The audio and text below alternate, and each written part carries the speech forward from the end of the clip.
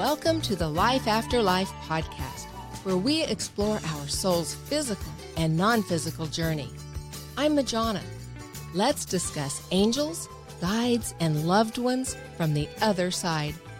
Hello, friends. How are you doing? So good to see you again. Once again, a listener, Chelsea, has a really great topic for a podcast. So thank you, Chelsea. And anybody else that has ideas, requests, suggestions, questions, comments, whatever, you can get me at Majona at lifeafterliferadio.com. You know what? Also, I created a meditation, a guided meditation, to help you make conscious connection with your guardian angel. If you don't have that yet, I made it available in our private Facebook group, but you can email me and I will be glad to send you that link. I would love to do that. We put some music to it, and I'd like to know what you think about that as well. So email me, Majona at lifeafterliferadio.com. Okay, back to Chelsea. Chelsea's saying, so what happens if you're adopted? Who's your soul pod? Is it your birth parents or is it your adopted parents? Wow, what a great question. That makes me think, too, we can extend that to even extended family and friends. So let's tackle that first part first. All right, this is what I understand from conversations that have been shared with me through the spirits, and then my experiences and kind of put it all together, like most of what I share with you. When a soul is coming down onto the earth, sometimes that soul is going to come for like a long lifetime, sometimes a short lifetime, and sometimes an incredibly short lifetime. All they need to experience or want to experience in this adventure is simply being in utero. They don't necessarily need to be born. And I hope that's some consolation if you've had a miscarriage or a stillbirth. Please don't think it's something that you did. Sometimes that's all that soul needs to experience. That could be part of your soul team, and you planned it out in advance that you were going to have that experience of losing a baby, and that soul stepped up and said, you know what? That's really all I need to experience, so this works. This is mutually beneficial. The same could apply to an infant or a young child. They maybe only needed to experience whatever they could experience in that short period of time.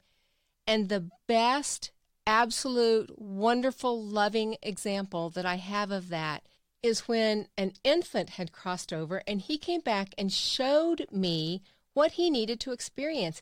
And it was all about the love he received from being in the uterus. It was absolutely beautiful and amazing. Like this rush of love and endorphins and pure, just really great joy. That's what that little soul came here to experience. I could hear the mother's heartbeat. I could hear the mother singing to the baby. What a gift that mother gave that little soul, that she could love him so completely and unconditionally and perfectly in that short period of time, that soul experienced everything they agreed in that period of time and could move on to his next experiences, his next journey in the soul's experience. And at the same time, Mom had a contract too. It was not the pleasant side of it by any means because she had to experience the agony of losing a child. But when we look at all of this in the greater plan, it's so beautifully woven together. All right, so what if you were adopted? Let's say your soul said, okay, it's time for me to go down there. Maybe this other soul said, I want to be a mom, maybe young, maybe financially not stable, or at a time in my life that just, I know I can't provide for a baby the way I would want to. And I want to experience all of the, oh gosh, can you believe anybody would want to experience the agony that goes with that decision? Yet, that's part of the human experience for some people. So you and that person agreed to fulfill your experience together. And then maybe part of your soul group is this other couple who have been trying and trying and trying to conceive, and they can't. But that was an experience when they were disincarnate that they said they wanted to experience together. Maybe the issues that came along, maybe that was a struggle in their marriage, maybe ultimately it brought them closer together. Just think of every thought and emotion that goes into all of these experiences. There's value in every single one of them. So these people wanted to not be able to conceive, but have that experience, and yet have the joy of being gifted a beautiful baby by someone who could carry the baby to term, but then not provide for it. So both of those sets of parents could be in your soul pod, or maybe just the parents that raised you. I'm just speculating that if the person that birthed you is in your soul pod, that probably later on you're going to have an experience with them in this lifetime. You might meet back up. But that's not a guarantee. I mean, there's just so many possibilities. Again, thinking outside the box, I think there's so many possibilities. Is it possible that both the biological parents and the adoptive parents are in your soul pod? Of course it's possible. Everything's possible. I hear this, and I've seen really cool little signs written up that talk about you can't choose your family, but you choose your friends. Well, yes and no when you're looking at a soul's perspective, right? But I think I was so fortunate. When we're talking about soul pods, my biological parents divorced when I was very, very young, and one side of my family I just never resonated with. We just weren't close. Yet I believe that my biological mother and brother were part of my soul pod, even though we certainly have issues in this lifetime. Well, amazingly, my dad married my stepmom. There is no doubt in my mind that my stepmom and my 5 step siblings are part of my soul pod. They are, as far as I'm concerned, just my siblings. There's no step involved. And my stepmom was an amazing woman who, in every aspect of the word mom, that's what she was for me. There was no step there either.